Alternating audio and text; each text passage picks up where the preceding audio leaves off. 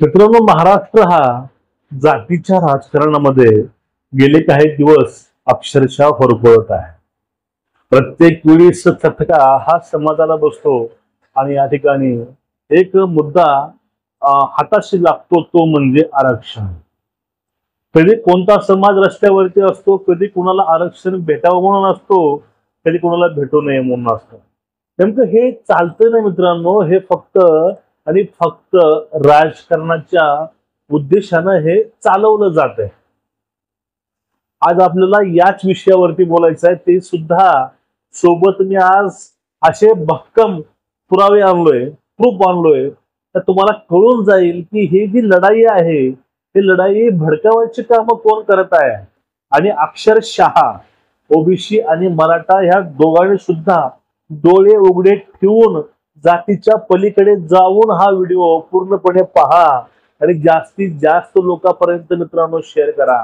मित्रांनो, रामकृष्ण हरी, सर्वांना विनंती आहे, व्हिडिओ न चुकता शेवटपर्यंत बघा. म्हणजे प्रूफ आहेत ना, एवढे प्रूफ खतरनाक आहेत. तुम्हाला कळणारच आहे की हे जे काही लोक आहेत ना, हे लोक तुमच्या भावनेचा बाजार करत आहेत. तुमच्या भावनेचा हे बाजार मानलाय आणि याला आपण बळी पडतोय. आपण हे सगळं वातावरण नासवतोय आणि आपण जाती जातीमध्ये फूट पडून घेतोय आणि आपला हिंदू धर्म आपण खिळखिळा करतोय. ही सगळ्यात मोठी शोकांतिका आहे. आता मराठा आरक्षणाचा मुद्दा तुर्तास देवेंद्र फडणवीस साहेबांनी त्यातनं मधला पर्याय काढून, मार्ग काढून सध्या तो मिटवलाय पूर्णपणे. एवढी जुनी मागणी पण या सगळ्या चतुरतेनं हे मिटवली गेली आहे.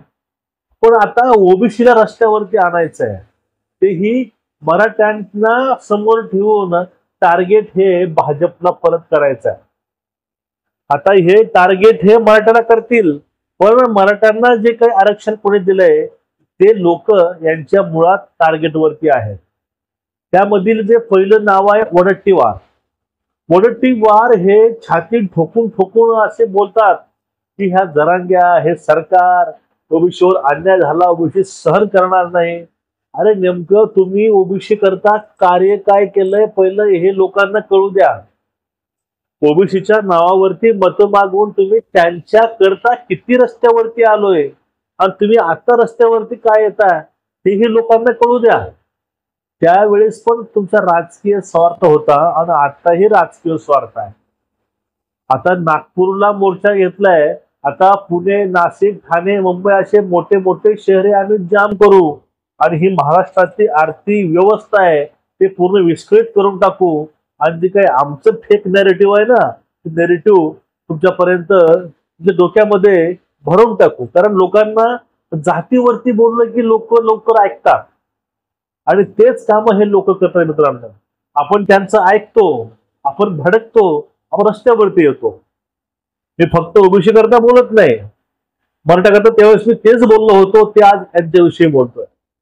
आता हेच वडट्टीवार जरांगे पाटील ज्यावेळेस उपोषणाला बसले त्यावेळेस त्यांच्या उपोषणामध्ये जाऊन छाती ठोकू ठोकू असं आवाज चढ आणि उतार करू करू एवढं मस्त बाईट दिलेली आहे. ते बाईट अशी आहे, त्यात ते काय म्हणतात, मराठवाडा मधला मराठा हा कुणबीचा आहे.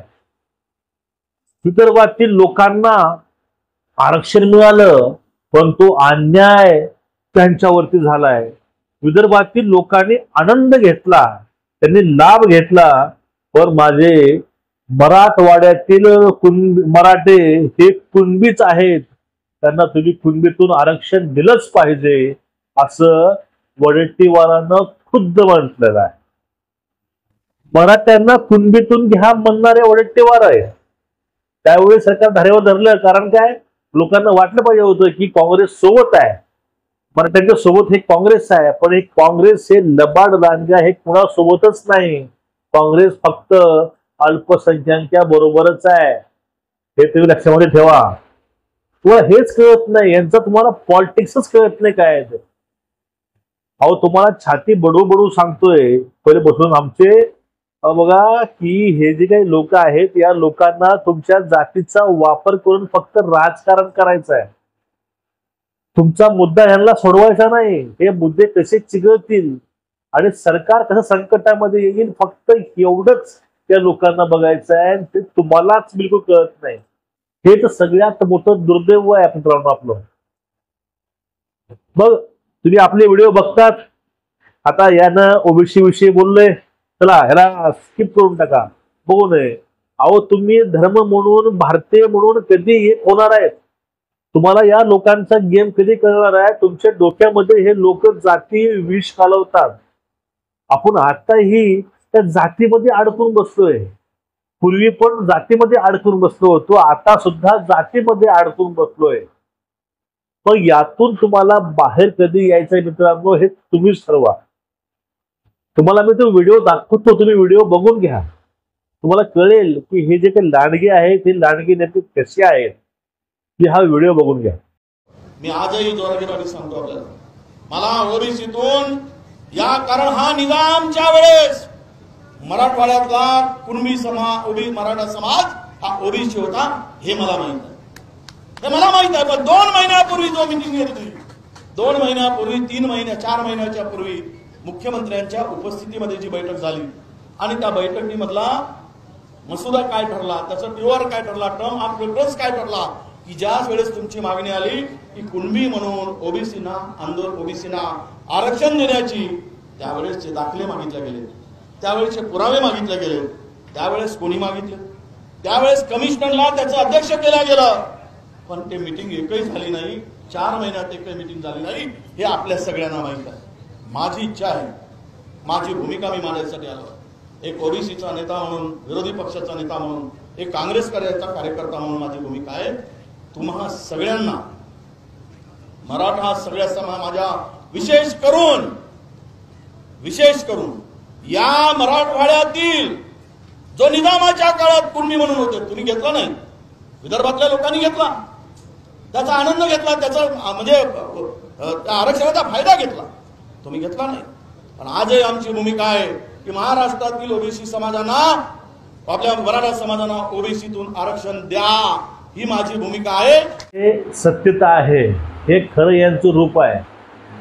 तुम्हाला रूप दाखवणं हे काम आहे, पण तरीही तुम्हाला जाग येत नसेल तर हे सगळ्यात मोठं दुर्दैव आहे म्हणायचं.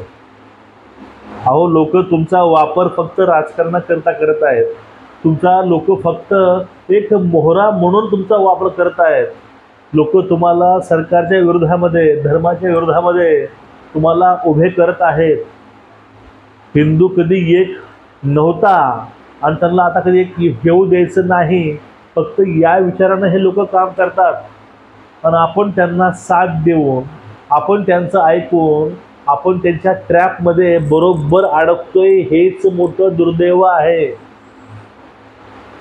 अहो कधीतरी यातनं बाहेर या, कधीतरी एक माणूस म्हणून, एक धर्म म्हणून, एक देश म्हणून एकत्रित या.